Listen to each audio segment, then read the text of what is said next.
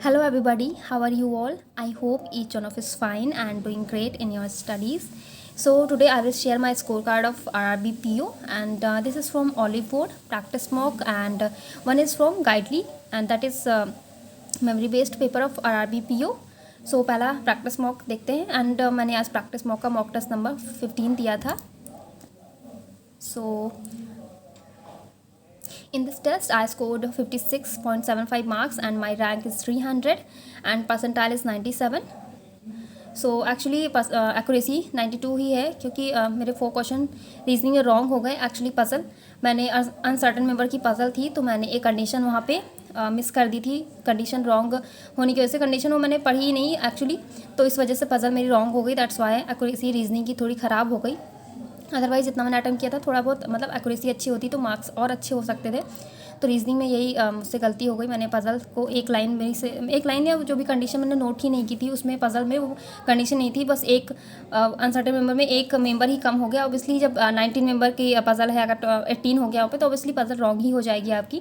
तो इसीलिए पज़ल में यही रहता है कि जब भी आप पज़ल बना रहे हों तो हमेशा ध्यान से पढ़ना चाहिए, कंसंट्रेशन के साथ आपका फोकस होना चाहिए. इसलिए रीडिंग फास्ट बोलते हैं कि रीडिंग फास्ट आपकी रहेगी, चाहे वो इंग्लिश हो आपकी, चाहे पज़ल कुछ भी आप रीड कर रहे हो तो कंसंट्रेशन के साथ करिए, ठीक है. ताकि क्योंकि मार्क्स पज़ल में ये रहता है स्कोरिंग होता है इसीलिए कि 5 मार्क्स या 6 मार्क्स की जो भी आपकी पज़ल है तो अगर आपकी राइट है तो आपको फुल मार्क्स मिलते हैं. अगर ज़रा से भी आपने कोई भी कंडीशन रॉन्ग नोट कर लिया, रॉन्ग वहाँ पे इंटरप्रेट कर लिया तो फिर वो पूरी पज़ल रॉन्ग हो जाती है, मार्क्स भी नेगेटिव में चले जाते हैं. And so that's all about it. And second mock is from Olive Board and this is mock test number 13. सो इसमें मुझे मिला है 59.50 marks and my rank is 968 and percentile is 96.5. So individual score जो रहा है मेरा वो 38.75 है रीजनिंग में एंड कॉन्ट में 20.75. सो रीजनिंग में काफ़ी टाइम मुझे लग गया, 28 मिनट मुझे लगे हैं एंड कॉन में 16 minute. Actually reasoning was very lengthy, variables के साथ थी, पजल्स वगैरह काफ़ी वो थी, ट्रिकी थी. सो इस वजह से टाइम ज़्यादा लग गया. एंड जिनके पास भी है ऑलिव बोर्ड का मॉक टेस्ट, अगर आपने अटेम्प्ट किया है या करोगे मॉक नंबर 13 तो आप लोगों को खुद ही आइडिया हो जाएगा क्या था. एंड एक्चुअली सभी लोगों ने बोला भी है कि रीजनिंग एग्ज़ाम में भी ऐसी आ रही है, थोड़ी पजल्स वगैरह हैं आई थिंक हार्ड हैं या फिर ट्रिकी है, लेंदी हैं. तो अगर ऐसा ही रहेगा पेपर का पैटर्न तो ऑब्वियसली इतना ही टाइम नहीं तो 25 to 27 टाइम तो लगे ही, मिनट का टाइम तो लगेगा ही, क्योंकि जिसका जो भी सेक्शन स्ट्रॉन्ग है, चाहे वो आपका अगर कॉन्ट है तो कॉन्ट में ज़्यादा टाइम जा सकता है, ठीक है. बट उसके बाद जो आपके पास टाइम बचता है, ठीक है, लाइक 16 मिनट मेरे पास बचा था. तो एग्ज़ाम में ऐसा नहीं करना है लाइक कि आपके पास 16 या 17 मिनट जो भी बच रहा है तो लास्ट मोमेंट में पैनिक होगा कि मेरे पास बहुत कम टाइम बचा, 15 मिनट में क्या होगा क्या होगा. उस नर्वसनेस में हमारा पेपर भी ख़राब हो सकता है. तो वहाँ पे हमें उसी टाइम पे हमें अपने आप को वहाँ पे एग्ज़ाम में उस प्रेशर को टैकल करना होता है. उस 16 मिनट में आप कितना अच्छा परफॉर्म करें वहाँ पे आपका एक वहाँ पे बोलते हैं कि स्मार्टली आपको वर्क करना है. लाइक अगर 15 मिनट भी आपके पास बचे, अगर आप 15 क्वेश्चन भी कर ले जाते हैं या 20 क्वेश्चन भी कर ले जाते हैं तो दैट इज़ एनफ, ठीक है.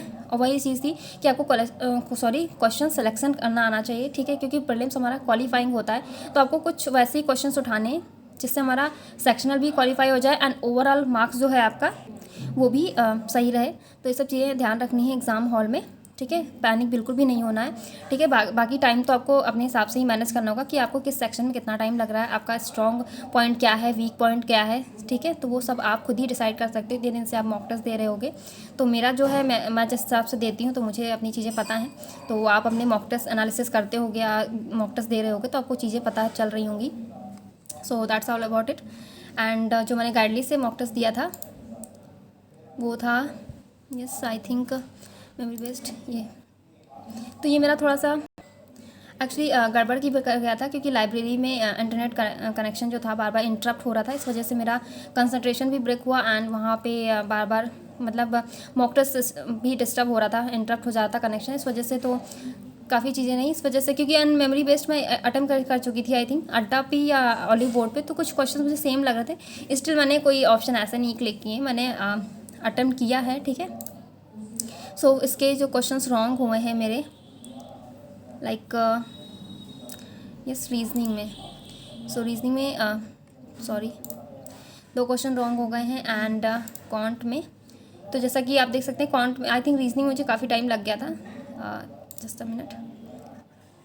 इस रीजनिंग में मुझे 31 मिनट लगा है एंड क्वांट में मैंने सिर्फ 13 मिनट दिया है। तो मैंने इस टेस्ट से एक चीज़ सीखी है, लाइक वहाँ पे जो भी इंटरनेट का इशू था जो भी है, तो अगर एग्ज़ाम हॉल में हमारे साथ भी ऐसा कुछ डिस्टर्बेंस क्रिएट होता है किसी तरीके का भी, तो वो सब चीज़ें थी। एट लास्ट मैं चाहती थी मॉक को स्किप कर सकती थी या कुछ भी मतलब वहीं पे छोड़ सकती थी कि ऑब्वियसली मेरा टाइम वेस्ट हो गया एंड इतना टाइम मैंने रीजनिंग सेक्शन को दे दिया। अब 13 मिनट में मुझसे क्या होगा, काउंट नहीं हो पाएगा, पैनिक हो जाती। लेकिन नहीं, मैंने टेस्ट को बिल्कुल एग्ज़ाम की तरह लिया कि नहीं, मुझे 13 मिनट में मैं देखती हूँ मैं कितना कर पाती हूँ। तो मैंने 17 क्वेश्चन अटेम्प्ट किए थे, जिसमें से एक क्वेश्चन मेरा रॉन्ग हो गया था। तो परसेंटाइल भी वैसा ही है 62, इंडिविजुअल बता रही हूँ मैं। एंड रीजनिंग का 96 है। वैसे तो परसेंटाइल 92% है एंड कट ऑफ भी क्लियर है उसकी। तो ये सब चीज़ें थी एंड उसके बाद मैंने कौन से क्वेश्चन सेलेक्ट किए, तो आप देख सकते हो 13 मिनट में मैंने क्या स्ट्रैटेजी की थी वहाँ। क्योंकि काफ़ी लोग पूछने भी लगते हैं कि क्या पैटर्न क्या है, वो सब चीज़ें तो मैं नहीं शो कर पाती हूँ, उसमें आप देख लीजिए।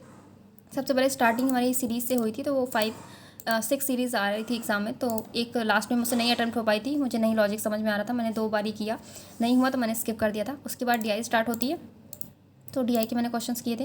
एंड यस, डीआई में कुछ क्वेश्चंस आपके, ये नहीं सारे क्वेश्चंस आपके लेंदी रहेंगे, 1-2 क्वेश्चंस तो आपके ऑब्वियसली मॉडरेट टाइप के मिलेंगे या थोड़ा सा लेंदी होंगे, तो आप वहाँ पे पैनिक हो जाओगे देख के कि कितना बड़ा क्वेश्चन है। तो ऑब्वियसली अगर नहीं डुएबल हो रहा तो ऐसा नहीं कि आप वहाँ पे अपना टाइम वेस्ट कर दो समझने में, इतना टाइम नहीं होता हमारे पास प्रीलिम्स में। तो अगर आपसे नहीं हो रहा, 6 क्वेश्चन आ रहे हैं, 5 है, अगर आपसे 4 भी बन जा रहे हैं, 3 भी बन जा रहे हैं, तो आप जस्ट अटेम्प्ट कीजिए, आगे बढ़िए, ठीक है। तो वही मैंने जल्दी जल्दी में किया ही है। तो जो क्वेश्चन मुझे लग रहे थे लेंदी है, नहीं हो रहे हैं, तो मैंने बस स्किप किया है। एंड मैंने सेकंड डीआई से सिर्फ एक ही क्वेश्चन किया है, बाकी मैंने स्किप किया। ये एक्चुअली मेरे पास टाइम नहीं बचा था इस वजह से। एंड फिर आई थिंक ये क्वाड्रेटिक इक्वेशन मैंने की है। तो आप देख ही सकते हैं कितना कम टाइम लगा है मुझे, 3 सेकेंड में ये हुआ है एंड इसमें 4 सेकेंड लगा है एंड इसमें भी 3 सेकेंड। एंड इसमें एक्चुअली क्वाड्रेटिक की भी कुछ ट्रिक्स होती है, तो आप लोगों को, काफ़ी लोगों को पता भी होगा, जिनको नहीं पता है तो आप लोग भी सीख लीजिएगा। लाइक लास्ट में अगर नेगेटिव साइन होते हैं तो CND ऑप्शन देखते ही आप टिक कर सकते हो। एंड एक जो पॉजिटिव, जिसमें पॉजिटिव साइन होता है एंड दूसरे वाले में प्लस माइनस एंड प्लस होता है, तो पहला वाला हमारा स्मॉल होगा एंड दूसरा वाला, क्योंकि पहले जो पॉजिटिव हमारे साइन होते हैं वो नेगेटिव में कन्वर्ट हो जाते हैं and plus minus and plus जो होता है हमारा वो पॉजिटिव साइन देता है। तो इस वजह से ये सब छोटी छोटी ट्रिक्स हैं जो प्रीलिम्स में काम आती हैं। काफ़ी लोगों को, सभी लोगों को एक्चुअली पता होगा, जिनको नहीं, बिगनर्स ही होंगे जिन्हें नहीं पता होगा। तो आप लोग सब चीज़ें प्रीलिम्स में ये सब चीज़ें काम आती हैं, हमारे कुछ बेसिक्स हैं एंड उसके साथ साथ कुछ ट्रिक्स भी होती हैं। तो ये सब बस मैंने इतना ही अटेम्प्ट किया था। 5 series and 5 quadratic equation and 5 DI, तो यही रहा। एंड एक क्वेश्चन मेरा रॉन्ग हो गया, तो यही था मेरा जो भी स्कोर था। And that's all about it everyone, thank you. And next score card मैं अपलोड करूँगी जल्दी ही, ठीक है। एंड मैं मेमोरी बेस नहीं अटेम्प्ट करूँगी क्योंकि मैं ऑलरेडी बोर्ड का भी अटेम्प्ट कर चुकी हूँ। एंड यस, एक इन्फॉर्मेशन मुझे देनी थी, अड्डा का जो सेकेंड मेमोरी बेस्ड भी आ चुका है, 2 अगस्त को उन्होंने अपलोड किया आई थिंक। तो उसमें मैंने अटेम्प्ट तो किया था, बट मुझे उसमें काफ़ी मिस्टेक्स लगी। तो जिनके पास भी अड्डा का पैकेज हो तो आप लोग अटेम्प्ट कीजिएगा एंड मुझे ज़रूर बताइएगा, क्योंकि उसमें पजल्स रिपीटेड फॉर्म में दी हुई हैं एंड इनइक्वालिटी भी, लाइक उसमें कुछ सिंबल्स ही नहीं है, तो मुझे तो टेस्ट रॉन्ग लगा। आप लोग अटेम्प्ट कीजिएगा तो अपना पॉइंट ऑफ व्यू ज़रूर दीजिएगा, इसलिए मैंने उसे नहीं दिया, बीच में मैंने उसको लीव कर दिया था। तो आप लोग बताइएगा, अटेम्प्ट कीजिएगा, ठीक है। Thank you.